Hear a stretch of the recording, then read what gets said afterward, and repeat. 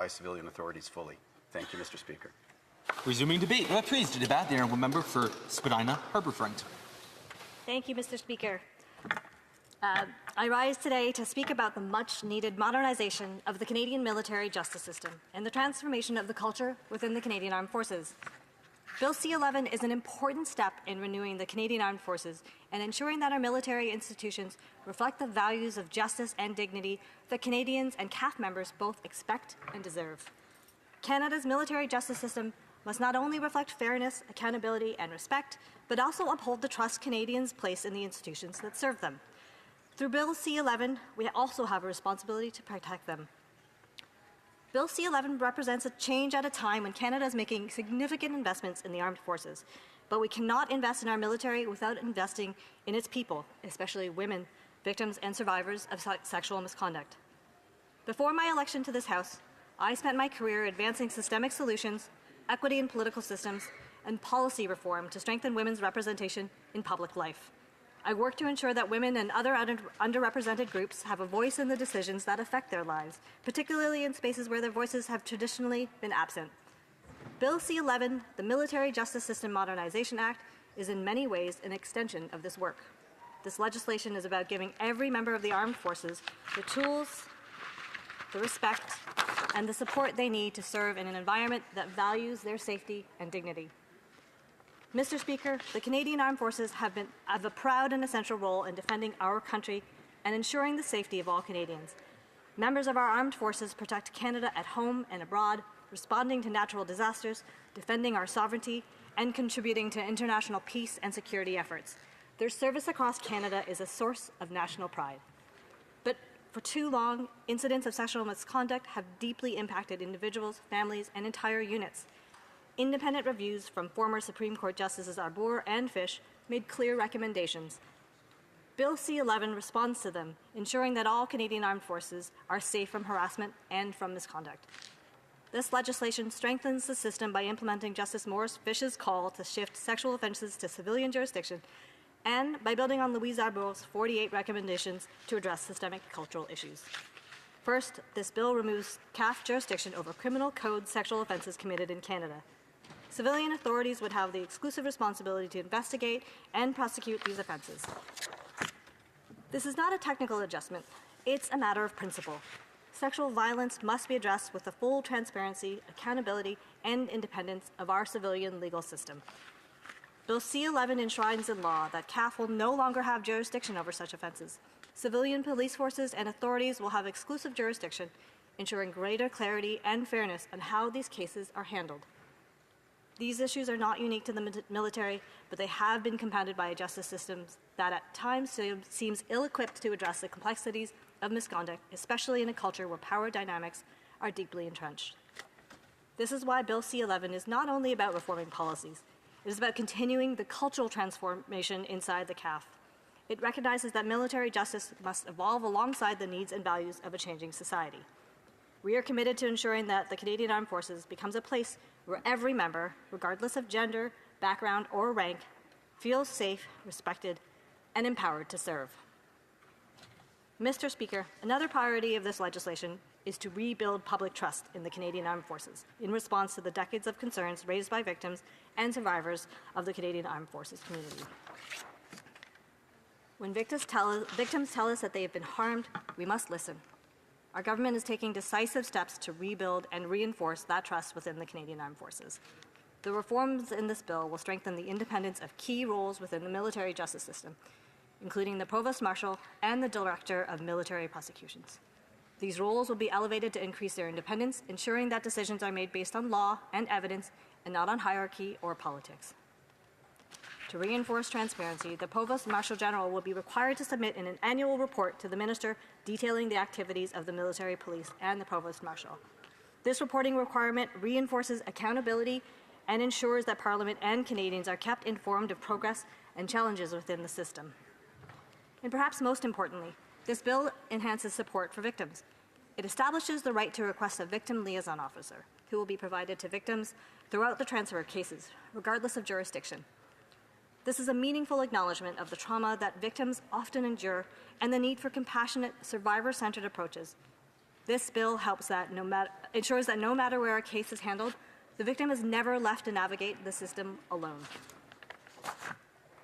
Mr. Speaker, as we debate Bill C-11 today, we must remember that while modernizing the military justice system is important, equally vital is supporting survivors of sexual misconduct. Over the past decade, the Sexual Misconduct Support and Resource Center, or SMSRC, has been an essential part of the defense team's response to sexual misconduct. Through its work, we've been able to provide survivors and those impacted by sexual misconduct the resources they need to begin healing. Let me take a moment to highlight some of the critical programs and services that the SMSRC offers to survivors.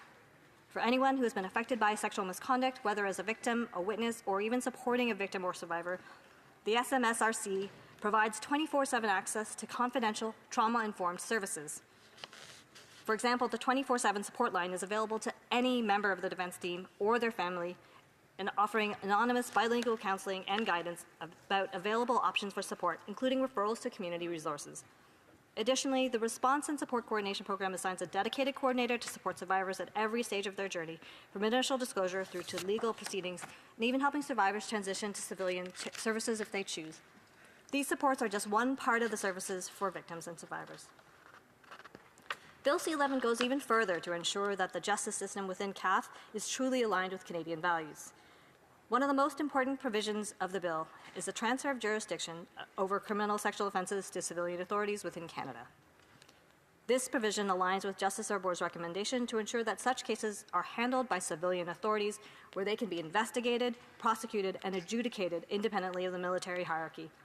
This move sends a strong message, not just to the survivors, but to every member of the Canadian Armed Forces, that sexual misconduct will not be tolerated and will be treated with the seriousness it deserves. Mr. Speaker, this bill is not just about legal reform, it is about ensuring that military culture evolves. Culture change is not easy, but it is possible.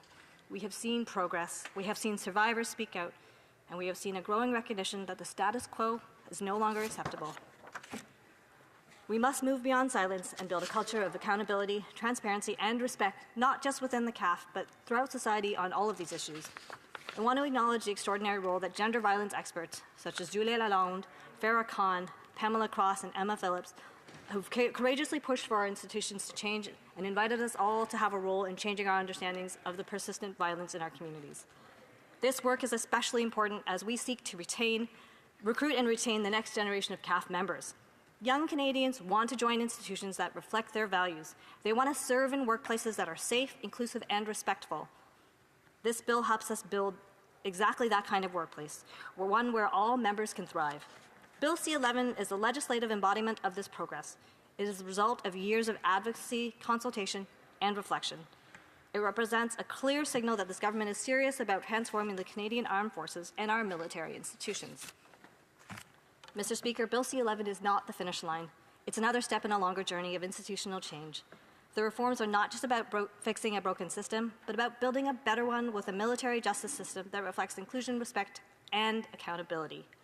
It ensures that every member of the CAF, regardless of rank, gender, or background, can serve with confidence, knowing their rights will be protected and their voices heard.